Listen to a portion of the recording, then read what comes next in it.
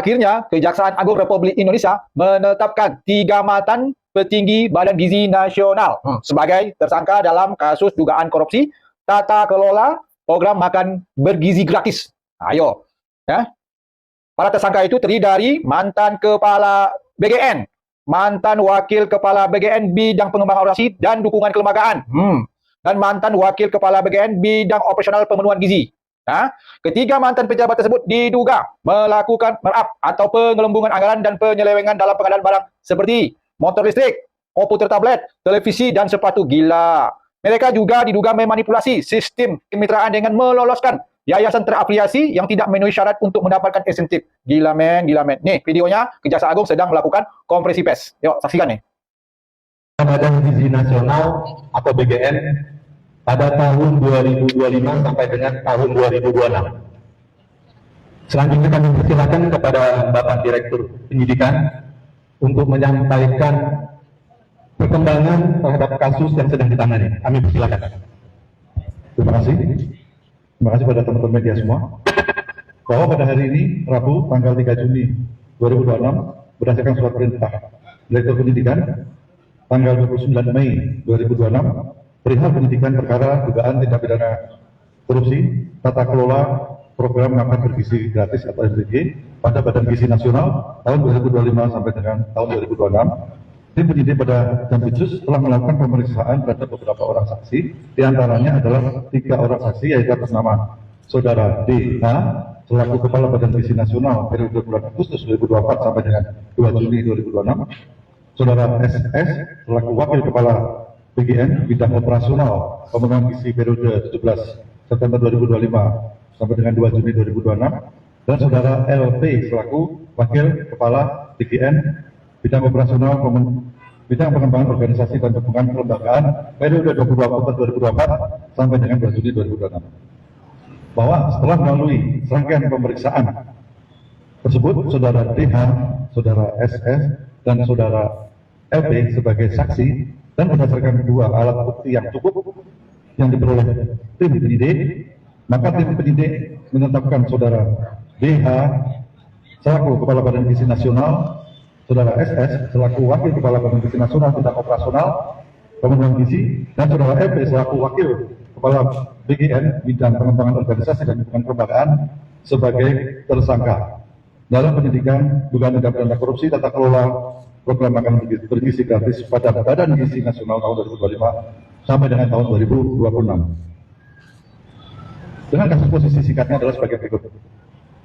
Bahwa sejak tanggal 6 Januari 2025, pemerintah telah melaksanakan program MBG makan bergizi gratis atau disingkat MBG yang merupakan program prioritas nasional yang diselenggarakan melalui Badan Gizi Nasional dalam bentuk pemberian makan bergizi secara gratis dengan tujuan pemenuhan angka kecukupan gizi atau AGG anak sekolah dengan total anggaran tahun 2025 sebesar 85,27 triliun dan tahun 2026 sebesar 268 triliun yang bersumber dari APBN.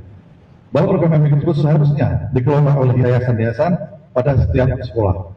Namun pada faktanya, yayasan-yayasan yang ditunjuk sebagai mitra SPPG merupakan yayasan yang dijadikan sarana untuk kejahatan dan terafiliasi dengan pejabat atau pegawai BGN yang tidak memenuhi syarat untuk menjadi mitra SPPG.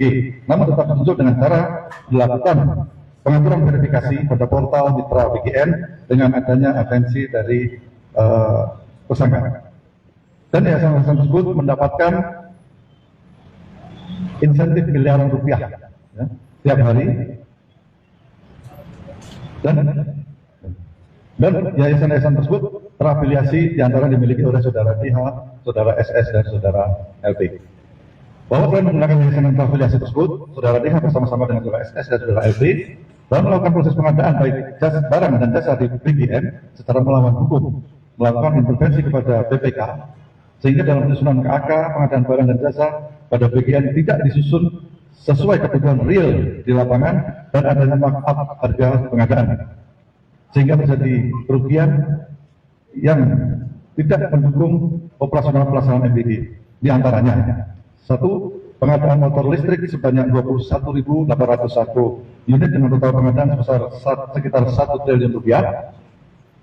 pengadaan 32.000 pasang sepatu yang tidak sesuai ketentuan dan adanya markup, pengadaan tablet sebanyak 31.000 sekian yang tidak sesuai ketentuan dan adanya markup, dan pengadaan televisi 75 inch sebanyak 5.400 unit yang tidak sesuai ketentuan dan adanya markup harga.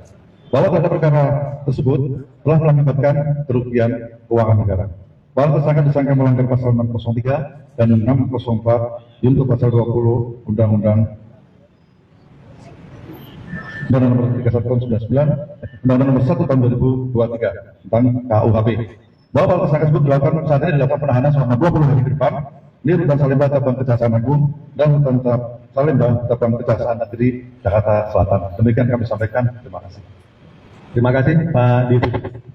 Jadi, untuk berikutnya kami persilakan kepada rekan-rekan, mungkin untuk ada beberapa yang mau ditanyakan. Kami batasi 3 penanya dulu ya. Mbak yang pakai jilbab.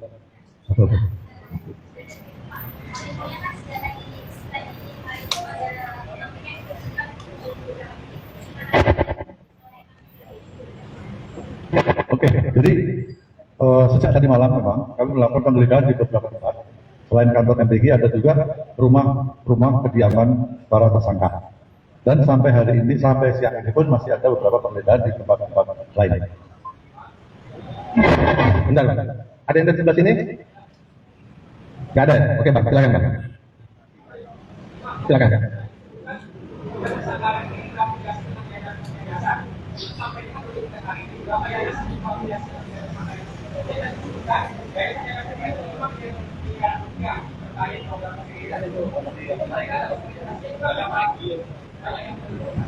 Kalau perhitungan masih berjalan Mas Apek. Jadi masih berjalan, kami belum bisa menyampaikan berapa total pastinya. Ya, kami masih berjalan terus nih sampai sekarang, masih berjalan terus. Ada banyak ya sana seluruh Indonesia, ada banyak. Oke. Dan kita berharap jangan sampai hanya pergi mantan BKN, tapi semuanya kita minta Kejaksaan Agung menelusuri, menyelidik siapa-siapa aja yang terlibat